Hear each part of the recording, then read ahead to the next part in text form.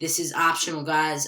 If you, for some reason, this doesn't work for you, or you're having problems with it, or you're on a Mac, click the link in the description below, or click the annotation that'll pop up right about. Wait, sorry, gotta work on this now. Now, okay. Sorry about that. Just takes a little while. But anyhow, guys, we're gonna hop right into this tutorial. So first things first, you gotta go to sorry, press the wrong button there. Okay, gotta go to Safari, and you gotta nope, that's still not the right button. Gotta go to Safari, and you gotta go to I Hate Snow's website, and it's the link in the description below, and you will see Snowbreeze version 2.9.14 for iOS 3, blah, blah, blah, blah, blah, 6.1.3. Make sure at the end it says 6.1.3, otherwise this will not work. Okay, so once you've downloaded that, depending upon if it's new or not, it'll ask you to install some drivers. So go ahead and install them. That happens for Windows 8. I'm not sure about Windows 7, Windows Vista, but I know for Windows 8 that happens. So we're going to hit yes. And here we go. It says Snowbreeze. So it says this software, blah, blah, blah, blah, blah. Okay. And now we're going to hit the blue arrow. As you can see, there are two options here. Browse for an ISPW or download iOS firmwares. So there are two options there. So what you guys are probably going to want to do, unless you guys have an ISPW, you guys might, I'm not sure, but unless you're really a dev, I don't really see the point of having an ISPW unless you're thinking about jailbreaking, unlocking, or hacktivating. So, yeah. So, anyhow, probably what you would have to do is download iOS firmwares. So, if you don't have the 6.1.3 ISPW for device, all you're going to do is hit download iOS firmwares. You're going to select your device. So, I'm running an iPod Touch 4th generation, so I would just select that. Select the iOS version, and I would just select 6.1.3, and then I would hit start download, and it would, when it was finished, it would appear right on my desktop right there. So it is it is easy to find, and I can find it when I need to. Okay, so for the rest of you guys that do have an ISPW, we're gonna hit browse for an ISPW. But for those of you guys who install it, and then when it's done, you are probably going to get a message that pops up that's saying, Snowbreeze, detects an ISPW that has been recently downloaded. Do you want to use that to jailbreak or something? Whatever that says. So all you're going to do is click yes. And then for those of you that already have one, just browse for it, click open. And now it's going to verify your iPod Touch. It says iPod Touch 4th generation, 6.1.3 ISPW verified. So you're going to click the arrow to continue. So now there are three options here: iFaith mode, simple mode, and expert mode. We're going to go ahead and do expert mode because I want to add battery percentage to it. So we're going to do general, and we're just going to check enable battery percentage, and why not? What the hell? Install SHSH, so I don't have to do that later. Anyhow, we will do that. And it also lets you manage the sources. So as soon as you're done jailbreaking, you can have your favorite sources on there. Like, for instance, I added Sinful iPhone Repo, so I don't have to add that later. It's just another less step. And yeah, so now you can go ahead. You could do custom boot logos if you're on an iPhone 3GS. It does not work, unfortunately, for like an iPod. You could do unlocks if you're on an iPhone, a custom package, which basically means this. So I'm going to go ahead past that. And once you're done, just check build ISPW and hit the blue arrow. And it's going to say, wow, waiting for the ISPW to finish being built. Would you like to play Pac-Man? Which is, I think, an awesome feature because it's pretty innovative. I've never really seen anyone do that before. It's sort of cool. So, here's what Pac-Man looks like you can play. For the purpose of this video, though, it's because we're making a video, I'm not going to do it. We're going to hit return to spinner, and it's just going to say decrypting root FS. Just going to keep doing things like that. Let's enlarge. Can we enlarge this a little bit? No, maybe not. Okay. So it's going to say decrypting root FS. So while all this goes like this, you should see when it's halfway done, you should see a new folder that says iBooty. We will need that for later when we have to you have to, it's a little bit more complicated here. You have to do a little bit more things. Like for instance, with Red Snow, you just have to jailbreak it and then boot it tethered. Now what you have to do is you have to do this. You have to get the SPW, restore to it, and then you have to use iBooty and use DFU Pwner to be able to get to a jailbroken state altogether and to be able to have Cydia on there. So if this is tough for you guys, I do recommend Red Snow because I'm not sure. I've never jailbroken with Snowbreeze before, so I'm not sure if there's any problems with Snowbreeze. But with Red Snow, I remember getting into DFU mode in and out. Sometimes was a little bit hard. Being able, sometimes Cydia would randomly crash, and my jailbroken things would randomly crash, and then I would get, as I like to call it, the Apple logo of death. Because if you're on a tethered device like me, then once it turns on and once it boots off and then boots back on, you cannot use any of your jailbroken files. So to me, since I had all these jailbreak tweaks and stuff, it was like losing my entire iPod. So that's why I used to call it the Apple logo of death. Untethered, like Evasion and Absinthe and all those, you won't experience that because it's just the way it is, because Untethered's untethered. And that wouldn't be a big deal for you. Also, it scares me too because that also could mean that it's booting in safe mode, which means that the springboard crashes when you download something.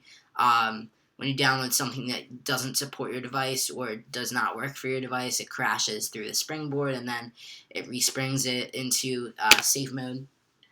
So it'll say patching LLB, patching iBrew, creating ISPW, and as you can see, a new folder just popped up that says iBooty for 6.1.3. Keep in mind, though, we don't need that right now. We will use that later, but it says creating ISPW, and in a few seconds it should be done.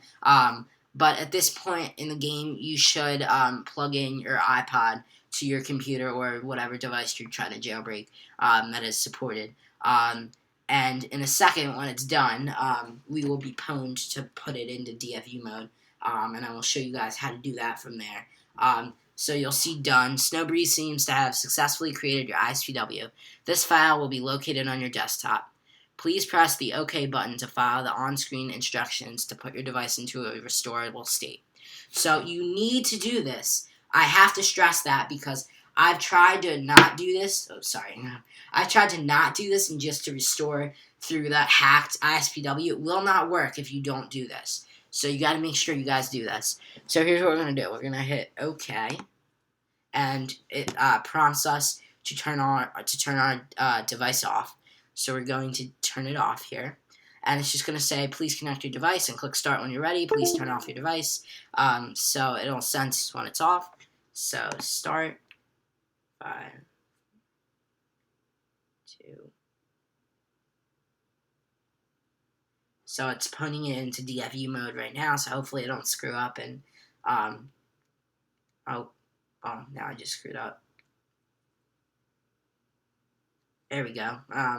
I think I just screwed up there, but anyhow, maybe I'll get lucky and I can recover this thing. I can do it again without screwing up. Oh, crap! I did it again. I keep screwing up. I don't know what's with me.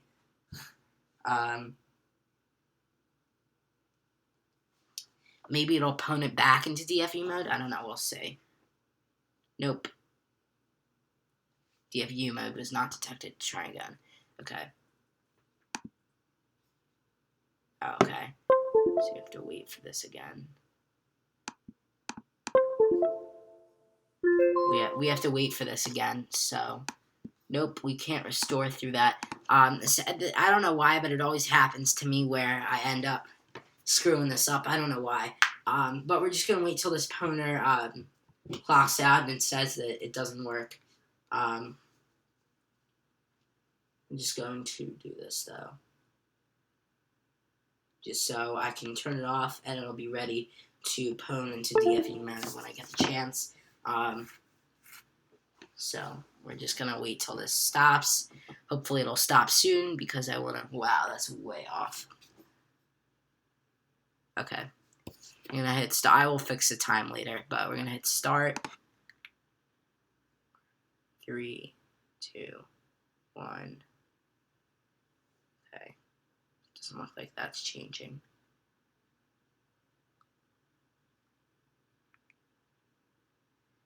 Each time I see that, I release it early. My God. Each time I see prepare to release the home button, or prepare to release the power button, I release it early. So, yeah, I think I'm going to, you guys know how to do this. I'm going to, do this myself, hopefully, and we'll see what happens from there.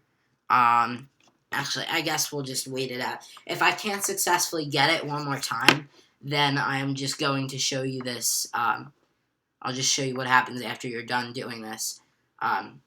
Because I can definitely successfully get this on my own. It's just pressure of being on camera while doing this that gets me a lot. So, I'm going to turn iPod off here. Okay. 4, 3, 2, 1.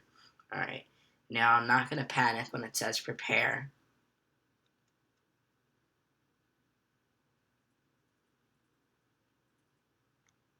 Okay, there we go. Finally, I didn't panic. As you can see, it's blank right now. So hopefully I'm doing it the right way. It says running iReb.